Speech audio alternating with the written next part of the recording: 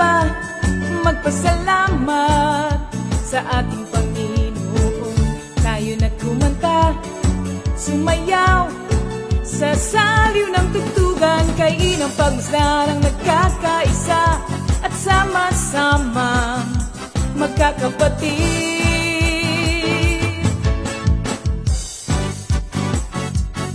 Tayo na sumamba, kumanta,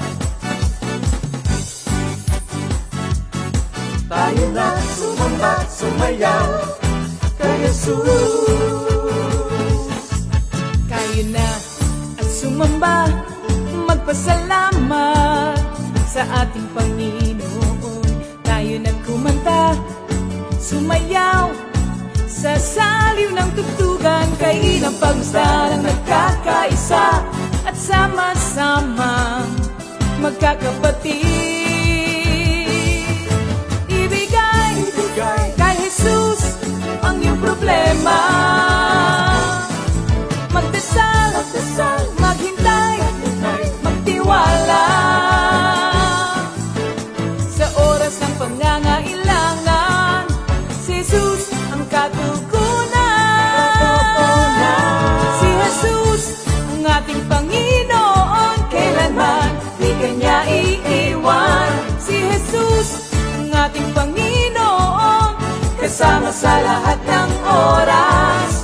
Papuri at pasasalamat tanging sa'yo, alay. Tanging sa'yo, alay.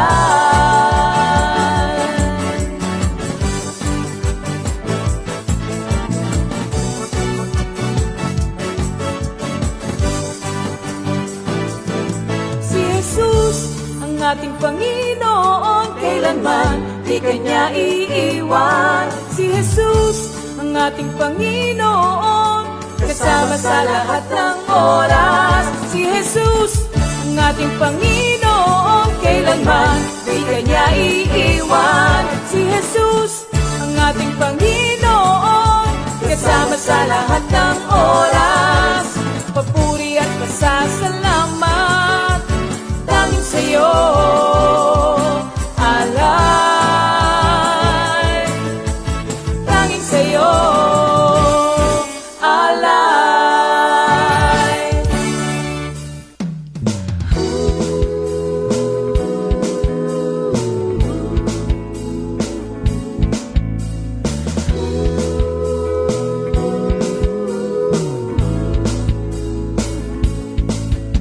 Pinagpalang buhay ang kaloob ng Diyos sa lahat ng tao. May takot sa Kanya. Pinagpalang buhay ang kaloob ng Diyos sa lahat ng tao.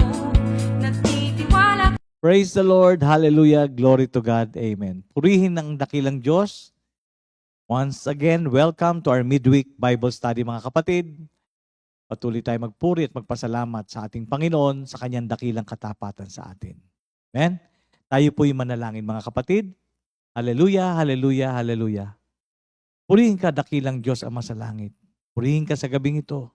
Maraming salamat sa pagtatawag niyo sa amin. Salamat, Panginoon, sa pagkakataong ito na kami muling makakarinig ng iyong mabuting balita. Hindi lamang po mabuting balita, kundi magandang balita. Kaya Lord, again, ang inyong gabay at patnubay ang kailangan namin. Tinataas ko po sa iyo mga gagamitin mo sa gabing ito, mula sa magpapakanta, praise and worship team, sa music ministry, Lord. Lord, we ask for your double portion of your anointing. At higit sa lahat, sa kapatid kong gagamitin mo sa pagpapahayag ng iyong mabuting balita. Lord, send forth thy Holy Spirit upon us to give us the enlightenment, the understanding for your word. May your name be glorified tonight. And we bring you back the highest praise, glory, and honor. In Jesus' name we pray. Amen. Thank you, Lord. Mga kapatid, once again, it's 21 days before Christmas. Yan. Thank you, Lord.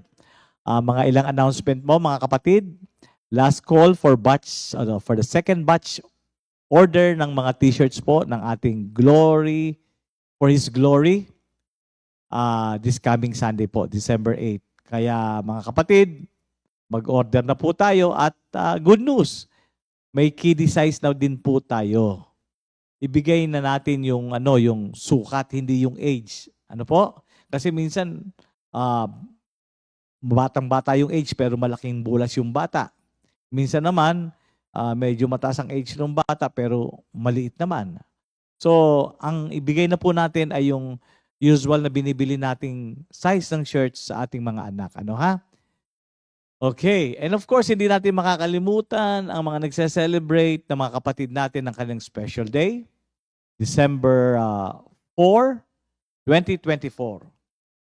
Happy birthday, Brother Raymond Tejo. Oy, Brother Ramon. Thank you, Lord. Brother Raymond, I mean.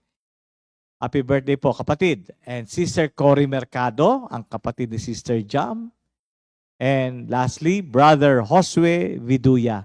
Happy birthday, mga kapatid. Let's enjoy your day.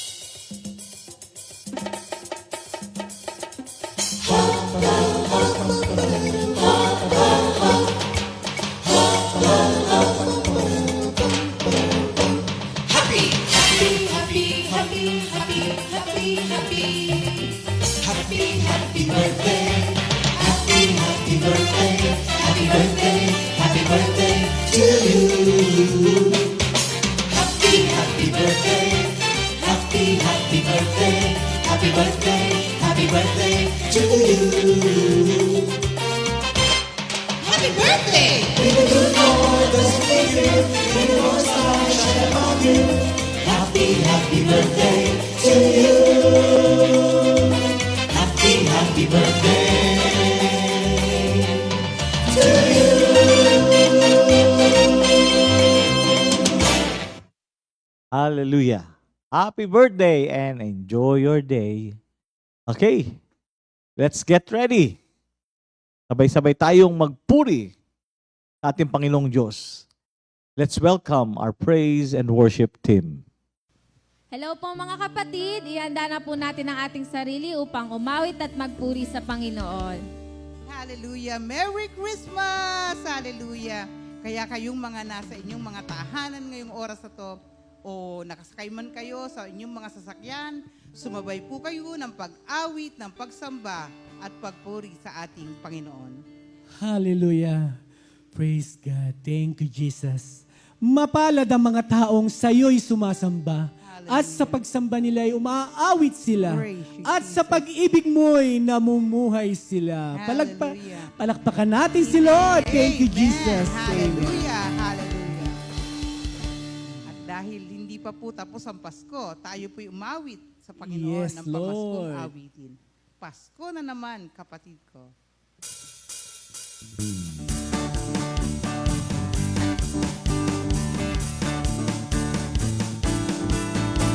Pasko na naman kapatid ko, pagpunita sa pagsilang ni Kristo. Pasko na naman kapatid ko, magmahalan magbigayan tayo. One more time. Pasko na naman kapatid ko, pagpunita sa pagsilang ni Kristo. Pasko na naman kapatid ko, magmahalan magbigayan tayo.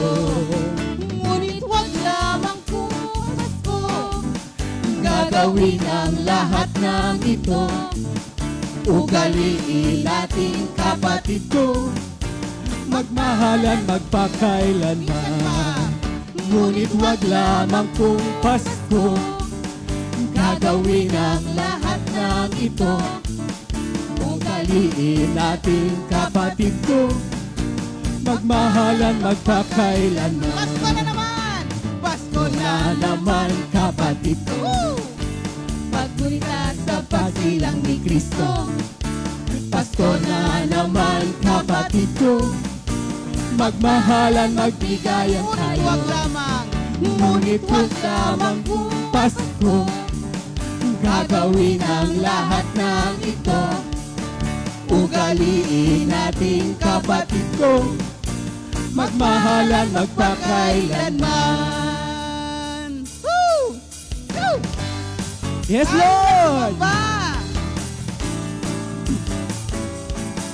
Tayo na at sumamba, magpasalamat sa ating Panginoon. Tayo na't kumanta, sumayaw sa saliw ng tugtugan, kainang pagmasdan ang nagkakaisa at sama-sama magkakapatid. Minsan pa. Tayo na at sumamba, magpasalamat sa ating Panginoon. Tayo na't kumanta, sumayaw sa saliw ng tugtugan, kainang pagmasdan ang nagkakaisa at sama-sama magkakapatid. Ibigay kay Jesus. Ibigay kay Jesus ang iyong problema. Ang iyong problema. Magdasal, Magdasal. maghintay, Maghintay. magtiwala sa oras ng pangangailangan. Si Jesus ang katugunan. Katugunan. Si Jesus ang ating Panginoon. Kailanman di Kanya iiwan. Si Jesus ang ating Panginoon. Kasama sa lahat ng oras, papuri at pasasalamat tanging sa iyo. Si Jesus ang ating Panginoon. Si Jesus ang ating Panginoon. Kailanman di Kanya iiwan. Si Jesus ang ating Panginoon. Kasama sa lahat ng oras, papuri at pasasalamat tanging sa iyo. Minsan pa si Jesus. Si Jesus ang ating Panginoon. Kailanman di Kanya iiwan. Si Jesus ang ating Panginoon. Kasama sa lahat ng oras, papuri at pasasalamat tanging sa iyo. Alay tanging sa iyo.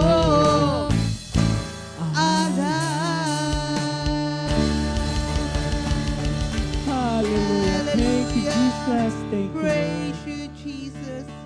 Hallelujah. Thank you, Jesus. Sa panahon ng Kapaskuhan, tunay na punong-puno tayo ng pag-ibig, pagpapatawad, at nararamdaman natin lahat ito. Yes, Lord. Thank you, Sapagkat Jesus. ito ay nagmula lahat sa ating Panginoon. Kaya patuloy nating igawad ang pag-ibig na ito Yes, Lord. sa ating kapwa. Hallelujah.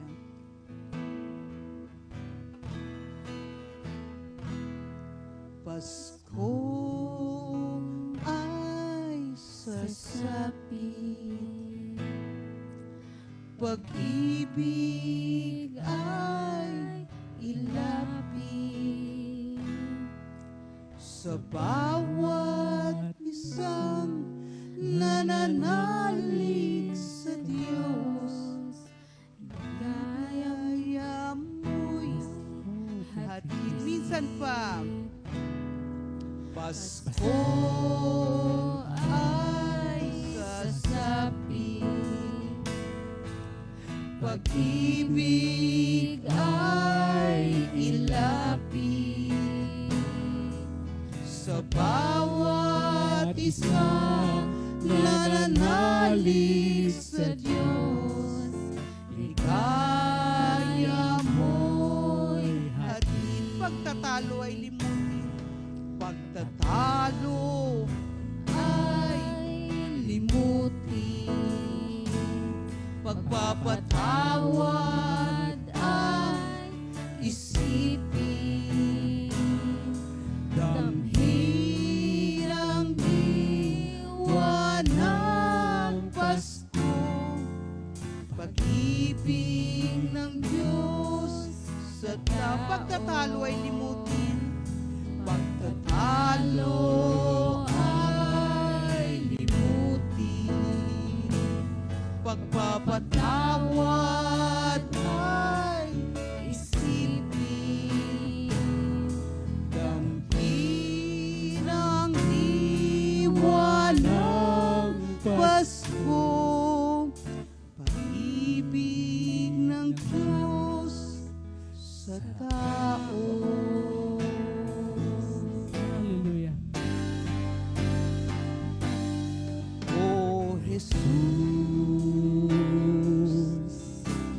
Salamat sa iyong pagliligtas.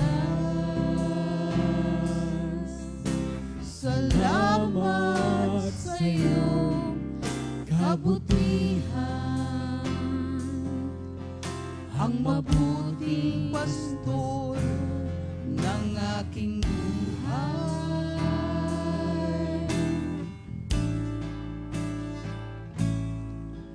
Pinahihimlay ako sa mainam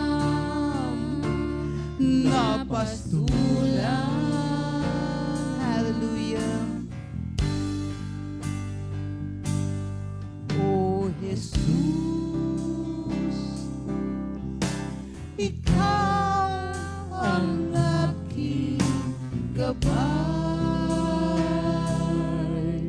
patnubay sa aking daraanan,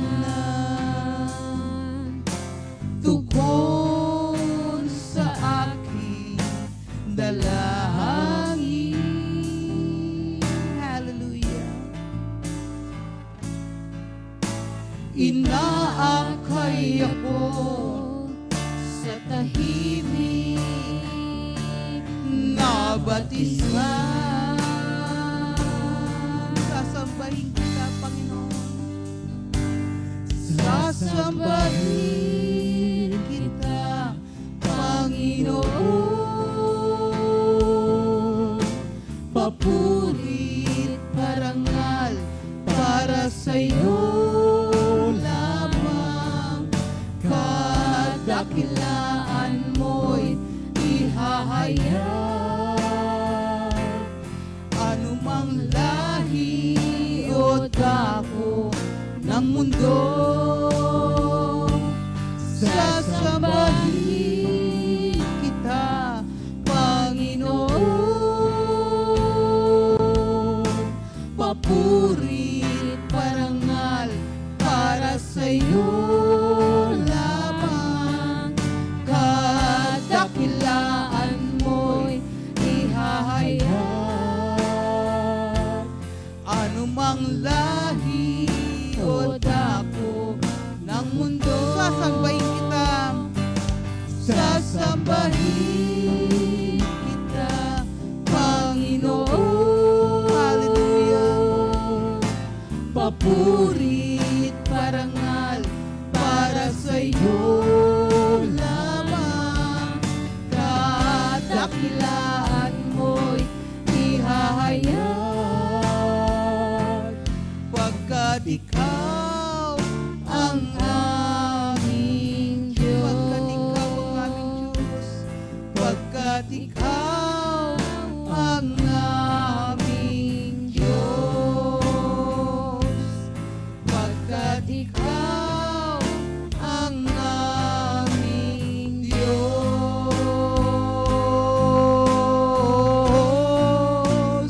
Aming Diyos. Hallelujah. Thank you, my Jesus. Glorify your Ikaw name. ang aming Diyos, makapangyarihan sa lahat. You are worthy, Hallelujah. Lord. You are worthy to be Hallelujah. praised. Thank you, my Jehovah Jireh, Jesus. Jehovah We praise Rapha, you, my Jesus. Jehovah Shalom, Hallelujah. Jehovah Hallelujah. Elyon. Thank you, Lord. Palakpakan po natin ang Lord. ating Panginoon. Thank you, Hallelujah. Jesus. Praise you, Jesus. Glory, hallelujah. Praise the Lord. Hallelujah. Glory to God. Amen. Napakasarap magpuri sa ating dakilang Diyos. Nakaka-relax para tayo nagre-refill. Thank you, Lord, for the renewed strength. At ngayon pong gabing ito, ihanda na po natin ang ating mga sarili, ang ating mga gamit sa pag-aaral. We have the ballpen, notebook, markers, at higit sa lahat, ang ating Biblia. So, to continue with our series, which is all about the book of the Romans, let us welcome Minister Mon Gilido and Minister Ernie Akayan para sa first part ng chapter 4. Let's call our brothers. Magandang gabi po. Welcome po sa ating regular na Bible study every Wednesday at ngayong pong gabi ay kasama namin si Brother Monjab at ang inyong lungkod upang patuloy natin pag-aralan ang aklat ng Romans chapter 4. So bago po yan, kami po ay mananalangin muna. Ama, maraming salamat po. Muli samahan niyo kami sa aming kawalan. Kayo po ang kapuspusan ng karunungan. Turuan niyo po kami upang ang bawat salita ay maging kapaki-pakinabang, hindi lamang po sa amin, kundi sa mga taong makikinig ng inyong magandang balita. Anointing po para sa aming magkapatid, for without you, we cannot do anything. All glory belongs to God. In Jesus' name we pray. Amen. Amen. Yeah, Brother Mon. Magandang gabi po sa inyong lahat, mga kapatid. Ang pag-aaral po natin ay matatagpuan dito sa Romans 4, 1-4. Tungkol kay Abraham na ating ninuno, ano naman ang ating masasabi? Ano ang kanyang karanasan sa bagay na ito? Kung itinuturing siya ng Diyos na matuwid dahil sa mga nagawa niya, may pagmamalaki sana siya. Ngunit wala siyang may pagmamalaki sa Diyos. Ano ang sinabi sa kasulatan? Kaya Abraham ay sumampalataya sa Diyos at dahil dito siya ay tinuring ng Diyos na matuwid. Ang ibinibigay sa taong gumagawa ay hindi itinuturing na kaloob kundi kabayaran. So purihin na po ng Diyos at hindi tayo maliligtas sa ating mga gawa. Dito po sa Genesis 12, 1-4. Sinabi ni Yahweh kay Abraham na lisanin ang kanyang bayan, tahanan ng kanyang ama at kamag-anak, pumunta sa bayan ituturo sa kanya. Pararamihin ang kanyang mga anak at apo, gagawin silang isang malaking bansa, pagpapalain siya at gagawin dakila pangalan. At sumunod si Abraham. At ng mga panahon na yon, ang edad po ni Abraham ay 75 taon na. Nalisanin niya ang Haran. Genesis 15, 3:16, sinabi ni Abraham kay Yahweh na hindi mo ako pinagkalooban na anak. Kaya ang alipin niya daw ang magmamana ng kanyang ari-arian. Ngunit sinabi sa kanya ng Diyos na hindi alipin, kundi sariling anak ang magmamana ng kanyang ari-arian. Dami ng bituin sa langit ang magiging lahi niya. Sa verse 6 po, si Abraham ay sumampalataya kay Yahweh.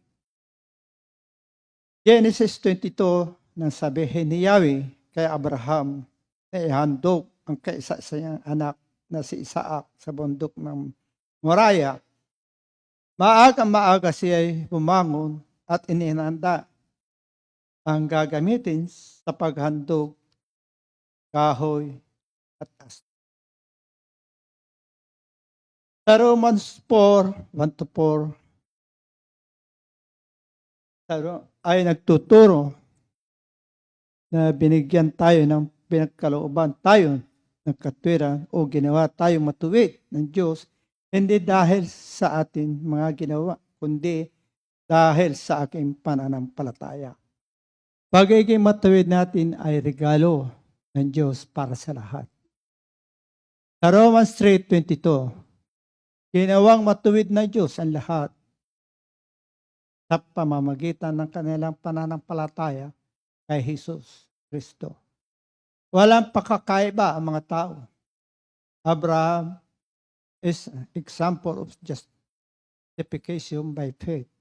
Siya ay isang halimbawa ng pagiging matuwid dahil sa pananampalataya at hindi dahil sa gawa. Sa Genesis 15:6, si Abraham ay sumampalataya kay Yahweh. Kaya siya itinuring na matuwid. Romans 3:24. Ngunit dahil sa kanyang kagandahan loob na walang bayad niyang ibinigay, sila ay tinuring na matuwid sa pamamagitan ni Kristo Jesus na siyang nagpalaya sa kanila. Kaya doon sa John 3:16 po, ngayon na lamang ang pag-ibig ng Diyos sa sanlibutan. Kung kaya ibinigay niya ang kanyang bugtong na anak upang sino man sumampalataya sa kanya ay hindi mapahamak, kundi magkaroon ng buhay na walang hanggan. Ang pagsunod sa katwiran, yung 10 Commandments po, ay hindi po yun ang makakapagligtas sa atin, kundi ang pananampalataya natin kay Kristo. Sa ginawa niya sa cross ng Kalbaryo, tayo po ay naligtas. Thank you, Lord. Ito nga hong binabanggit ni Brother Mon ay tungkol sa pananampalataya ni Abraham sa Panginoon. At makikita natin dito na ating nga pong doktrina that we are saved by faith alone. Tanging sa kagandahang loob ng Diyos sa ating pananampalataya sa Kanya na tayo ay maliligtas. Ano natin itong, may daragdag pa ba kayo, Brother Mon? Wala na po. Wala na kayong daragdag. Okay. Kasi nga ho, nangyari dito, ang mga Hudyo na nasa kanila ang batas ay hindi nakaunawa at hindi natanggap ang tunay na kaligtasan dahil nga sila ay nakatingin sa batas. Hindi ba? At sa pamamagitan ng batas ay hindi tayo maliligtas. Paulit-ulit nating naririnig yan. Ano? Ang katwiran nila, kami ay inapo ni Abraham. Kaya dapat kami ay maligtas, pero hindi nga po yun. Basahin ko lang po itong sa Romans 9:30-33. What shall we say then? That Gentiles who did not pursue righteousness have attained to righteousness, even the righteousness of faith. Sabi nga dito, sa Biblia po, dalawang uri lamang ang tao, no? Nakikipag-ugnayan sa Diyos. Kung hindi ka Hudyo, ikaw ay hentil. At sabi nga dito, ang mga hintil na hindi hinahanap ang Diyos ang siyang nakasumpong sa kaligtasan. At yan nga po sa pamamagitan ni Kristo Jesus. Pero sa 31 sabi, but Israel, pursuing the law of righteousness, has not attained to the law of righteousness. So hindi sila nagkaroon ng katwiran sa harapan ng Diyos. Ang sabi nga sa 32, why? Because they did not seek it by faith. So hindi sa pamamagitan ng pananampalataya. Sabi pa dito, but as it were by the works of the law, sa pamamagitan ng pagsunod sa batas, for they stumbled at the stumbling block. At sino po yung stumbling block na ito? Ay yung nireject nila, walang iba kundi ang ating Panginoong Jesus. So dito po sa ating pag-aaral, hindi yung sinasabi ni Pablo na masama ang batas. No? Mahalaga po ang batas, pero imposible po na tayo ay maligtas sa pamamagitan ng batas. Sa Romans 3:20, sabi dito, therefore, by the deeds of the law, no flesh will be justified in his sight. For by the law is the knowledge of sin. So dito sinasabi sa atin na ang batas ay ibinigay hindi upang maging susi sa kaligtasan, kundi upang malaman natin na tayo ay makasalanan. So yun yung binabanggit ni Brother Mon kanina, no? Doon sa Genesis 12:1-4, no? Sabi niya dito, no? Now the Lord had said to Abraham, get out of your country, from your family, and from your father's house, to a land that I will show you. I will make you a great nation, I will bless you and make your name great. And you shall be a blessing, and I will bless those who bless you, and I will curse him who curse you. In you all the families of the earth shall be blessed. Dito po makikita natin na una siyang kinausap ng Diyos nang siya ay nasa dati pa niyang bayan, ano, 'di ba, Brother Mon? At doon ay sabi sa kanya ay iwan mo ang iyong bayan at tumungo ka sa isang lugar na paglalagyan ko sa iyo at magiging pagpapala ka doon, no? At doon nga ay doon sumunod si Abraham, na parang tayo mga full-time worker, Sinabi ni Lord sa atin, iwanan mo yung gawain mo, di ba? Di ba? Brother Mon, sa'yo, ano ba yung ginagawa mo noon bago ka naging full-time? Ano ang gawain mo noon? Ang gawain ko noon, nasa, nasa Greece nga kami kasi doon po ako talaga tinawag. Oo. Oo. Ang Mami Ligaya at ang Daddy ay sila po ang nag-ano sa akin na pinatatayo talaga ako. Brother Mon, kaya mo na yan. Sabi ko, Mami, hindi ko pa kaya. Sabi ng Mami, basahin mo yun sa Exodus 4, verse 10. Ang sabi nga doon, pautal-utal pa nga ako eh. Ayun po ang nangyayari. At nagpatuloy kami, gawa, sa bless ng gawain sa Greece, sa bless na nga ito, kami umuwi na dito sa Pilipinas. Okay. So, sa madaling salita po, para ring parang sinabi ni Lord, umuwi ka na, wala sa Greece, ha? At ikaw Ayun po. ay maghayo ng salita ng Diyos. So, ganun din po nangyari kay Abraham, no? At doon po sa Genesis 15:3-6, yung binasa kanina ni Brother Mon, yun nga na sabi ni Abraham, ang magmamana lang yung aking katulong, di ba? Yung aking alipin. Nabanggit niya yan, di ba? Pero sabi ng Panginoon, dito nangako ang Diyos. Sabi niya, hindi. Nakikita mo yung mga bituin. Bilangin mo yan kung kaya mong bilangin. Di ba? At syempre, sabi niya, ganyang karami ang iyong magiging lahi. At napakaganda ng verse 6. Sabi doon, and he believed in the Lord and he accounted it to him for righteousness. So makikita natin dito na ang katwiran ni Abraham sa harapan ng Diyos ay ibinigay sa kanya ng Diyos dahil naniwala siya. Para tayong mga mananampalataya, naniwala. Ngayon, ito ang maganda kay Abraham.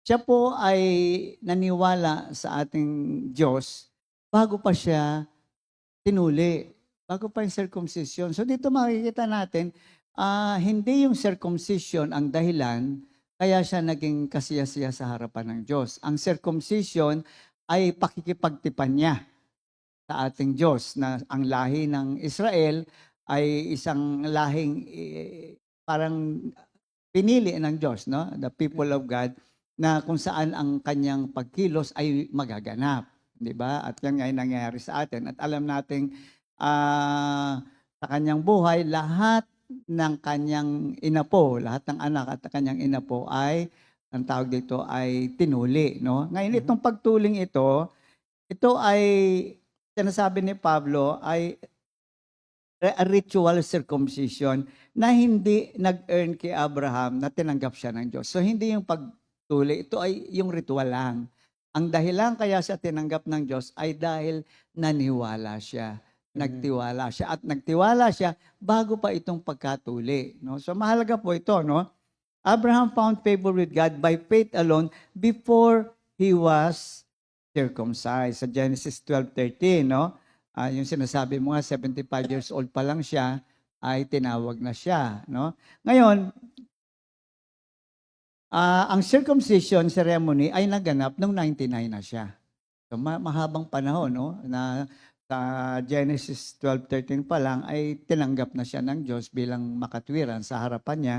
Pero ang circumcision ay naganap nung 99 years old siya, sa Genesis 17, 1-40 naman yon, no? So dito, ang circumcision po, again, ay hindi po parang dahil dyan tanggap ka ng hindi. Ito po ay isang sign para sa ibang tao at a personal seal of certification for the Jews that they were God's special people. Ngayon pa, paano naman ho tayo? Tayong mga mananampalataya, no?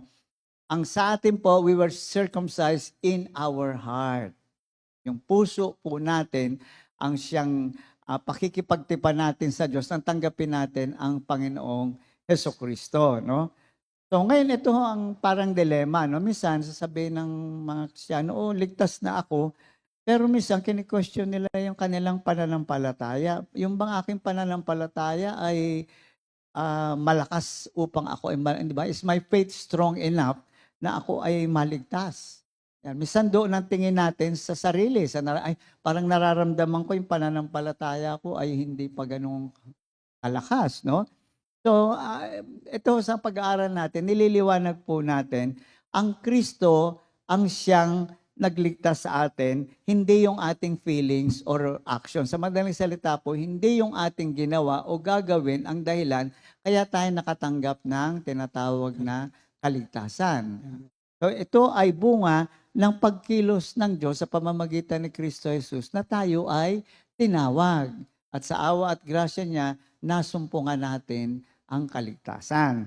So, Jesus is strong enough to save us no matter how weak our faith is. So, nakasalalay po sa Kristo. Ang mahalaga lang po sa atin ay tanggapin muna natin siya at sa ating pagtanggap ng pananampalataya ay doon magsisimulang lumago ang pananampalataya natin. No? So, kailangan nga po muna ang tinatawag na regeneration. After regeneration, faith will come. So nauna po yung sinasabing you must be born again, di ba? So yung regeneration nga po yun. At dahil doon po tayo tatanggap ng tinatawag na pananampalataya, no? Jesus offers salvation as a gift. Ayan. Di ba? Ito ay isang regalo.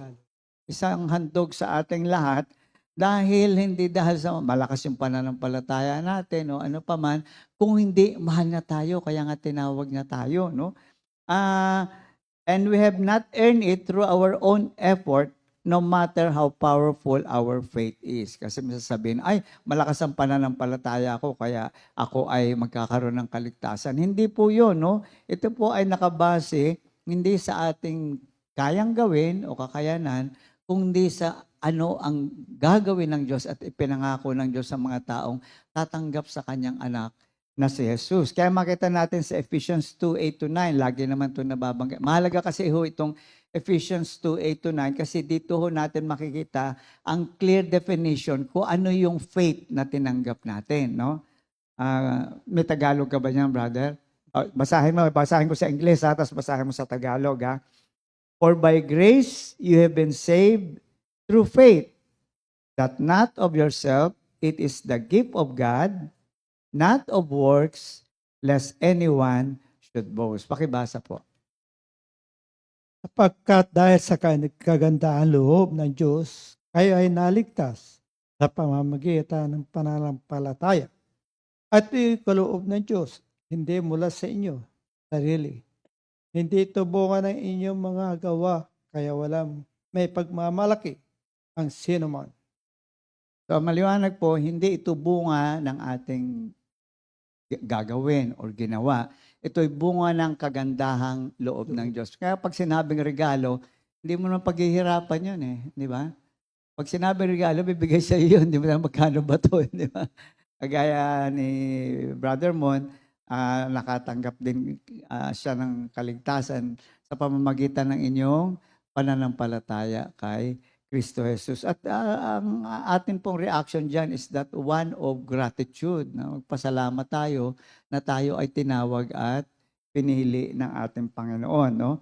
Dito nga sa John 6:44, ito, napakaganda po makita natin paano ang Diyos ay kumikilos. Brother Mon, basahin mo dyan John 6:44, babasahin ko. 1:6:44, babasahin ko rin sa English muna. Ang sabi dito, no one can come to me unless the Father who sent me draws him, and I will raise him up at the last day. So, Juan 6:44. Juan 6 po. What? 1. Hindi, ayan. Sige, habang hinahanap niya yung John 6:44, sabi dito, walang makalalapit sa akin, maliban siya ay, how would you put it, no? Himukin ng Ama na lumapit sa Panginoong Yesus. Ayan, makita niya na, John 6:44. 44 po. Ayan. 44.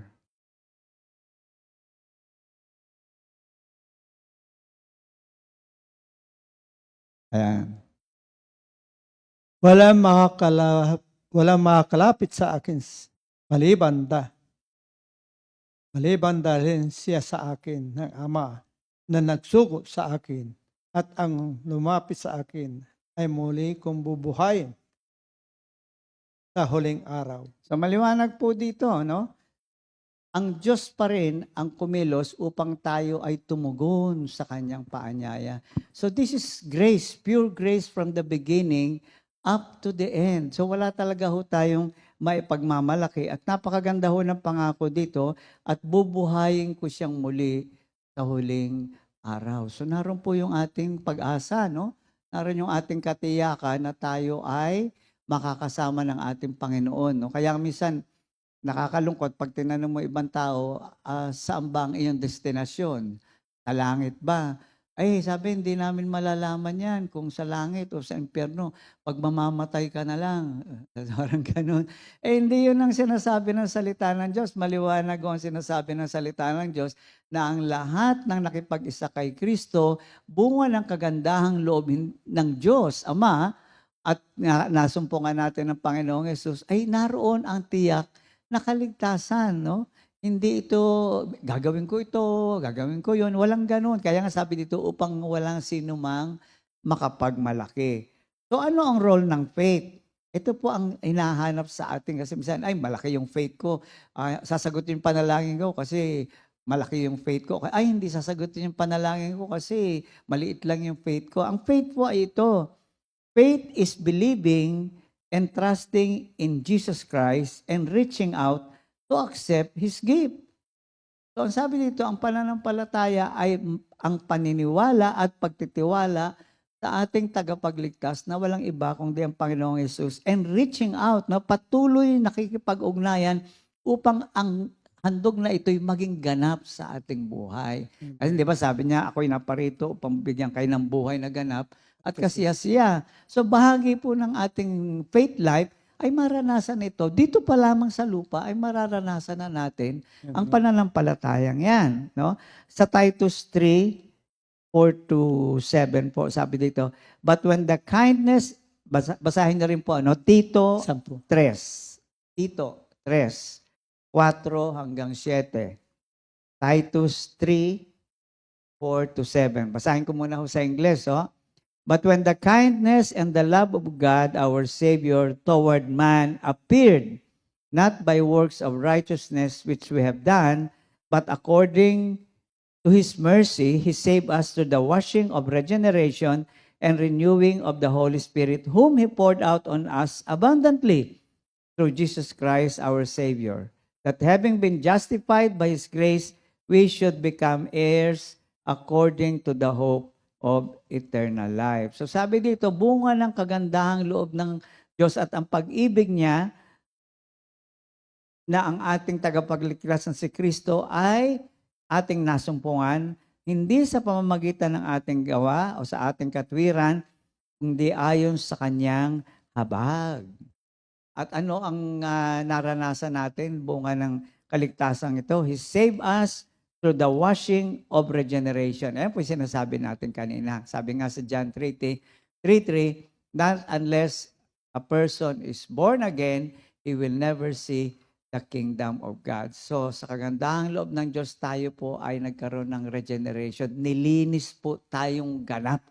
Kaya po sa harap ng Diyos tayo ay, ang kanyang pananaw sa atin, tayo ay banal sapagkat tayo pinapaging banal bunga ng ating pakikipag-ugnayan kay Kristo Jesus. And renewing of the Holy Spirit when He poured out on us abundantly. Ayan, yung pag sinabing abundant ay talagang puspusan, buhos na ang kapangyarihan ng banal na Espiritu Santo na ang siyang kumikilos ngayon. So ang Espiritu pa rin po ng Diyos ang kumikilos sa buhay ng bawat mananampalataya. At ang napakahalaga nga po dito, binasa natin kanina, magtiwala ka, no? Magtiwala tayo sa udyok ng banal na Espiritu Santo, magtiwala tayo sa turo, sa pamamagitan ng salita ng Diyos na magpapaliwanag sa atin sa kapangyarihan ng banal na Espiritu Santo.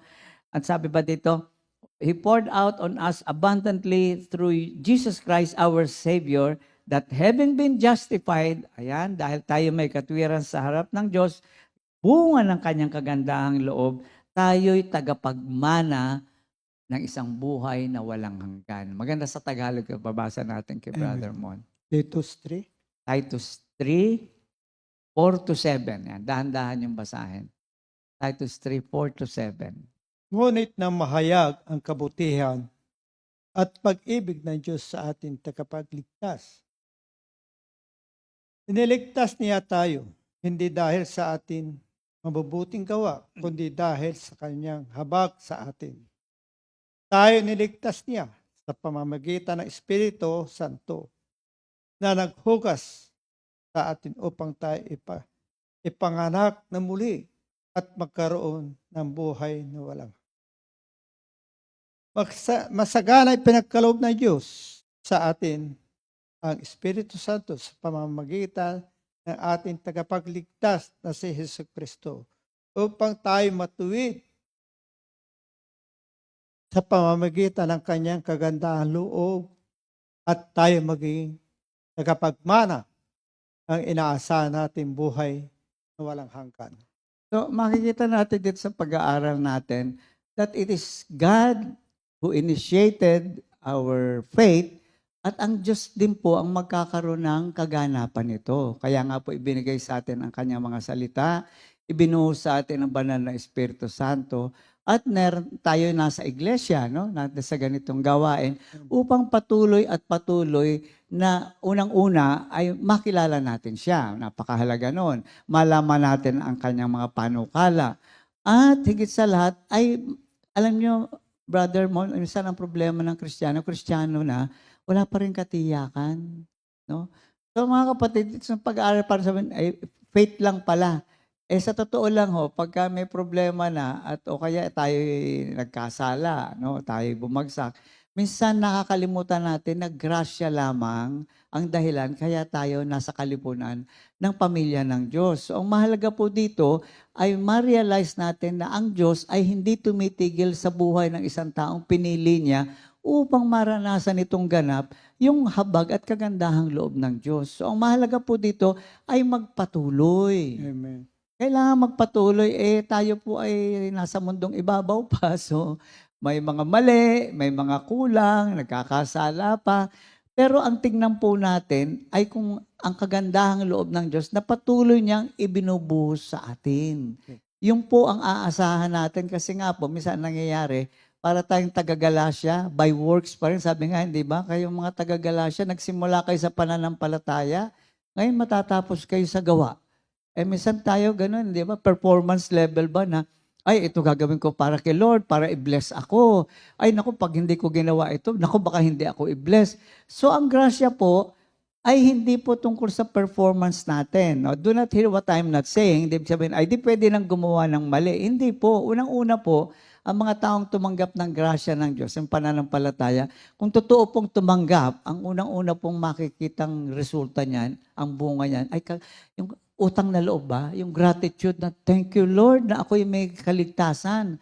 At yung kaligtasan na yon, ang ating pangahawakan upang sa ating paglalakbay sa mundong ito, ay siya pa rin ating magiging paninindigan. No? Kaya nga kung may mga kulang, may mga hindi naintindihan, anong gagawin natin? Ay humingi ng grasya sa Diyos. Huwag ho tayong tatalikod. At yun ho'y magdadala sa atin sa kapahamakan. Sasabihin ng demonyo, ay nako, hindi ka na mababago, Ernie, hindi ka na mababago, Mon. Hindi po totoo yun kasi ang Diyos is actively working. Ang tawag nga ho dyan ay, ano ba yung grace na yan? It's empowering grace, nagbibigay ng kapangyarihan sa atin. So ang ating pong katwiran ay wala talaga sa atin. Ang katwiran natin ay manggagaling sa ginawa ng Diyos, sa ginagawa pa ng Diyos, at gagawin pa ng Diyos. Yan, no? So, mga kapatid, napakapayak po ng pag-aaral, pero sa totoo lang po, maraming hindi patunay na nakauunawa. No? Nagsimula tayo sa pananampalataya, mga kapatid, at dapat ang ating buhay ay matapos pa rin sa pananampalataya. Sapagat sa pamamagitan lamang noon, tayo ay magkakaroon ng tunay na buhay na galing sa Diyos. Kasi ang Diyos ang nagsimula, ang Diyos pa rin ang magtatapos. Yan. Tawagin natin si Brother Mon sa maikling closing prayer. Brother Mon? Lord, thank you, Jesus. Ama namin Diyos na makapangyarihan sa lahat, kami nagpupuri kapag bahagi na iba na nasalita. Lord, alam po namin na Because ay galing sa iyo. Ganoon din po sa aming mga kapatid na pakinig. Ikaw din po, Panginoon, magtuturo nito. Kaya Lord, salamat po sa araw na ito. Kami tinawag mo para makapagbahagi na napakagandang salita. Salamat po. In Jesus' name we pray. Amen. Magandang gabi po sa ating lahat. God bless po. 2 Timothy 2:2 Hallelujah 2 Timothy